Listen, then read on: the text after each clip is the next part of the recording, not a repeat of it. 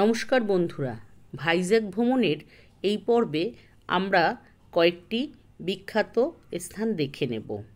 এর আগের ভিডিওগুলিতে ভাইজ্যাকের বিভিন্ন জায়গা দেখানো রয়েছে। আমি তার লিংক ডেসক্রিপশন বক্সে দিয়ে দেব, সঙ্গে থাকুন আমার। আমি এখন আছি সীমাচলম বরাহ লক্ষ্মী টেম্পলে।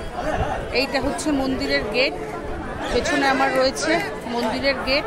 এর ভেতরে ক্যামেরা প্রবেশ নিষিদ্ধ, তাই আমি এর ভিডিওটা ভালো করে তৈরি করতে পারবো না।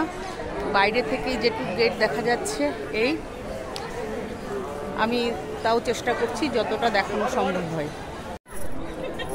এই যে হচ্ছে মন্দিরের প্রবেশদ্বার,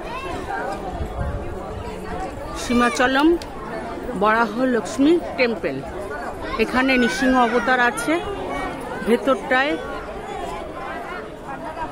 এই যে হচ্ছে মন্দিরের বাইরের দিকের চত্বরটা। আর মন্দিরের ভেতরে যেহেতু ক্যামেরা একদমই নিষিদ্ধ, রাত্রেবেলা এখানে সুন্দর লাইটের বন্দোবস্ত থাকে, বেশ ভালো। দর্শন খুব ভালো হয়েছে।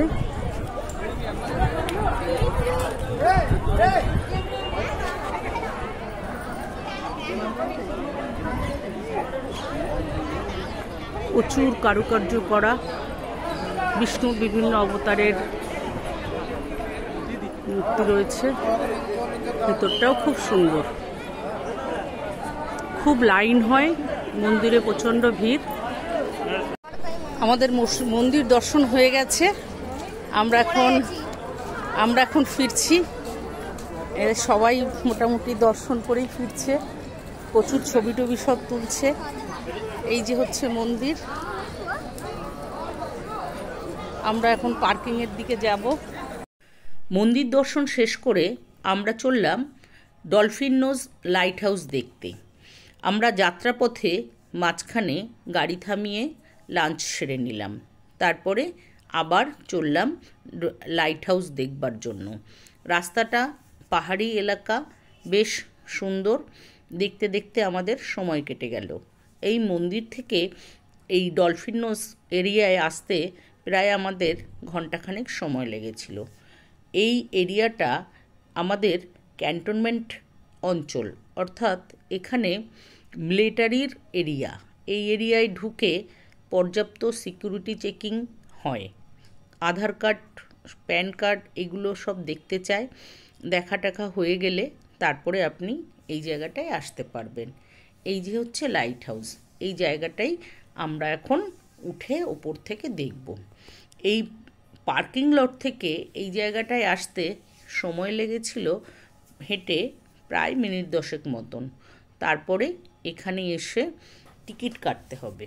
টিকিট কেটে তারপরে আপনি ওপর থেকে গিয়ে এই লাইট হাউসটি দেখতে পারবেন। ওপারেই রয়েছে সমুদ্র। চলুন যাওয়া যাক। খাওয়া দাওয়ার পরে এতটা সিঁড়ি ভেঙে উঠতে হবে ভেবেই আমার শরীরটা কেমন করতে শুরু করলো। যাই হোক, এসেছি যখন দেখে তো যাবই। এই যে সামনে সিঁড়ি এসে গেছে, আমরা এখন একদম ওই উপরে উঠব। তবে সিঁড়িটা খুব বেশি চওড়া নয়, আস্তে আস্তেই উঠতে হবে ওপরে দিকে। চলুন দেখি ওপরটায় কি আছে। সোমদত্তা আর সোমদত্তার পিসি দুজনে টুকটুক করে উপরে উঠছে। আমিও তাদের পিছন নিলাম। ওপর থেকে আবার একদল দেখে তারা নিচের দিকে নেমে যাচ্ছে। আমি এখান থেকে জানলা থেকে দেখতে পাচ্ছি সামনের ভিউটা কেমন লাগে। এরপরে আমিও এই ওপরে সিঁড়ি ভেঙে লাস্টে, এটা লোহার সিঁড়ি আছে, এটা বেশ খাড়া, ধরে ধরে ওপরে উঠলাম। ওপরে উঠেই সামনে দেখি একটা যন্ত্র। এটা বোধহয় রাডার ঘুরছে যখন, আমার সঠিক জানা নেই। আর এই যে হচ্ছে ডলফিন নোজ। এই জায়গাটা দেখবার জন্যেই সবাই এই উপরে চলে এসছে। এখানে প্রচুর ভিড় জমেছে। সবাই দেখছে, ছবি তুলছে। আর আছে এখানে প্রচণ্ড তীব্র বেগে হাওয়ার ভেতরে দাঁড়িয়ে এখানে থাকাটাই মুশকিল। তার ভেতরে আমরা দেখছি ওই দূরে একটি জাহাজ, সে এসে ভিড়ছে, ওটা ডক। আপনারা জানেন যে এখানে অনেকগুলি ডক আছে যেখানে এসে জাহাজ ফেরে। আর এইটাই বোধহয় লাইট রিফ্লেকশন করে। এখন দিনের বেলায় তাই এইরকম রয়েছে, রাত্রেবেলা এখানে লাইট জ্বালিয়ে দেওয়া হয়। এর চারিদিক থেকেই আমি ভিউটা দেখানোর চেষ্টা করছি। নিচ থেকে ওপরে উঠে আসার জন্য যে সিঁড়িটা আছে, সেই সিঁড়িটা এতটাই খাড়া যে অনেকেই ওপরে উঠতে ভয় পাচ্ছিল। তবে ওপরে আসলে আপনার মন ভরে যাবে। ভাইজ্যাগের অন্যতম দ্রষ্টব্য স্থান এই ডলফিন নোজ। এটি রয়েছে বঙ্গোপসাগরের উপরে, আর ভাইজ্যাগটি তামিলনাড়ুতে অবস্থিত। আপনারা যদি ভাইজ্যাগ ভ্রমণে আসেন তবে অবশ্যই এই জায়গাটা ঘুরে যাবেন। আমি ওপর থেকে ভিউতে আপনাদের দেখালাম। ডলফিনের নাকের মতন এই জায়গাটা, তাই এই জায়গাটার নাম হয়েছে ডলফিনের নোজ। আমার তো মনে হয় ওই শেষের দিকের জায়গাটা একটু ডলফিনের নাকের মতো। আপনাদের কি মনে হয় আমাকে অবশ্যই কমেন্ট করে জানাবেন। চলুন এরপরে আমাদের পরবর্তী গন্তব্যের দিকে যাওয়া যাক। এরপরে আমরা চললাম ইয়ার্ধা বিচে। ভাইজ্যাগের এটিও একটি দর্শনীয় স্থান। এই বিচে আসার সময় দেখলাম দুপাশে তালের সারি, তাল গাছগুলো সারি সারি দাঁড়িয়ে আছে। আমরা দেখতে দেখতে বিচের কাছাকাছি এসে পৌঁছে গেছি। চলুন দেখা যাক। ইয়ারাদা বিচে আছি। সমুদ্র এখানে বেশ উত্তাল।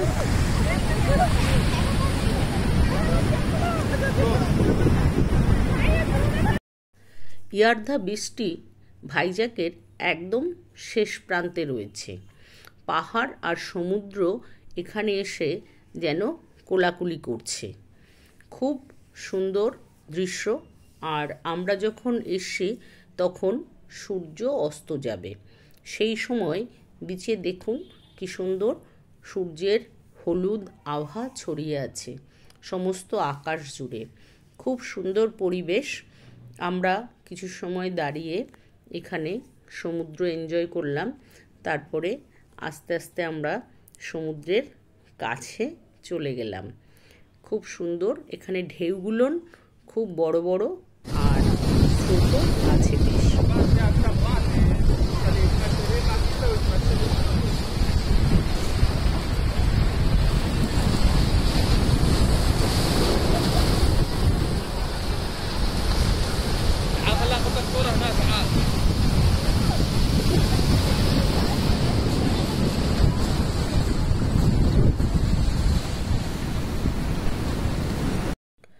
ভাইজ্যাগ ভ্রমণের আজকের দিনে আমাদের এখানেই আমরা ভ্রমণ শেষ করব।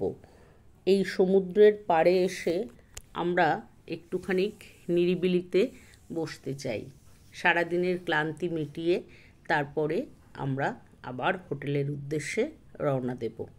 আমাদের সঙ্গে এই ভিডিওটি দেখতে আপনাদের কেমন লাগলো অবশ্যই আমাকে কমেন্ট করে জানাবেন।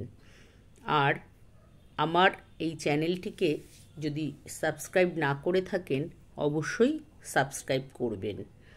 আমি নিজে বেড়াতে ভালোবাসি, তাই আমার চোখে যেটুকু আমি দেখি চাই ক্যামেরা বন্দি করে ধরে রাখতে আর আপনাদের সামনে উপস্থাপন করতে।